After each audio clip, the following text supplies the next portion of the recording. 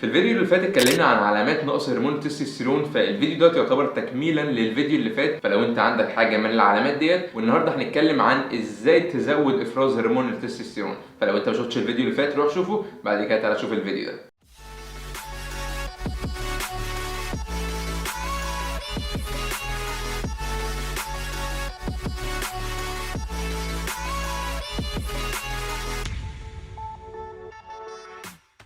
اول حاجه وهي تمارين المقاومه ورفع الاثقال.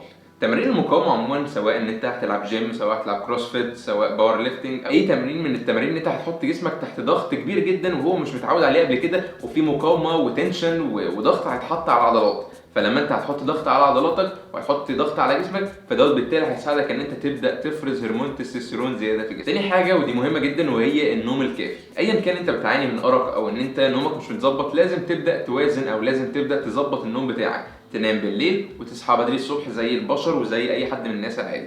نومك يبقى ما بين 7 ل 9 ساعات. لو انت بتنام 7 ساعات مش مشكله، في ناس كتير جدا تقول لك انا لازم على الاقل 8 ساعات. لا، مش شرط. انا عن نفسي بنام 7 ساعات وبصحى فايق جدا ومفيش اي مشاكل. تنام من 7 ل 9 ساعات بالليل. تالت حاجة وهي الأكل الصحي. لازم تبدأ تهتم جدا بأكلك اللي أنت بتدخله لجسمك، سواء أنت ماشي على نظام غذائي أو مش ماشي على نظام غذائي، بس لازم تهتم إن جسمك اللي أنت بتدخله يكون نضيف.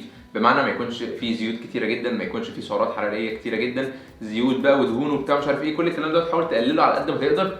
حاول تدخل أكلك يكون مسلوق، ممكن يبقى مشوي، ممكن تبقى تنوع وتحط مثلا شيت ميل في نص الاسبوع بتاعك عشان مثلا ما تزهقش من الاكل وبتاع مش عارف ايه.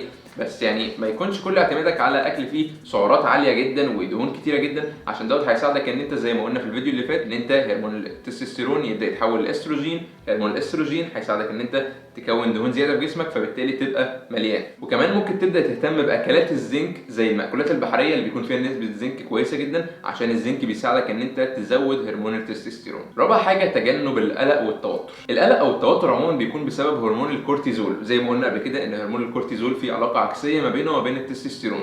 التستوستيرون عالي، كورتيزول قليل.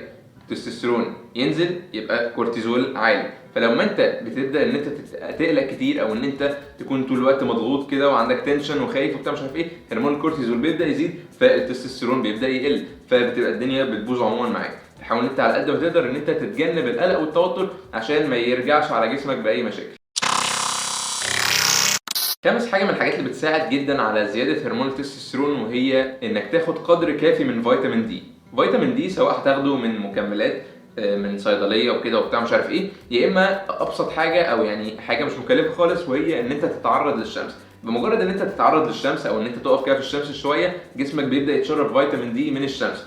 فدي حاجه مش مكلفه وما فيهاش اي مشاكل. لو انت عايز برضو تاخد من الصيدليه مكمل بحيث ان انت تزق الدنيا شويه وتظبط الدنيا، فما فيش اي مشاكل. فدي كده كانت حلقه سريعه عن ازاي تزود افراز هرمون التستوستيرون في جسمك، سواء انت شخص عادي سواء انت شخص بتروح الجيم وعايز تبدا تبني عضلات زياده. الحاجات دي هتساعدك جدا ان انت تبدا تاخد مستواك للمرحله اللي جايه وتبدا تعمل عضلات احسن بكتير. كده نكون وصلنا لاخر الفيديو النهارده. اتمنى ان الفيديو يكون عجبكم. ما تنسوش تعملوا سبسكرايب وتشغلوا زر الجرس وتتابعوني على فيسبوك او انستجرام، اللينكات في الديسكربشن. وللتدريب الاونلاين والبرامج المخصصه تقدروا تبعتوا لي على فيسبوك او انستجرام برضو، ورقم الواتساب هتلاقي كل التفاصيل ديت موجوده في الديسكربشن تحت. واشوفكم الفيديو الجاي. سلام.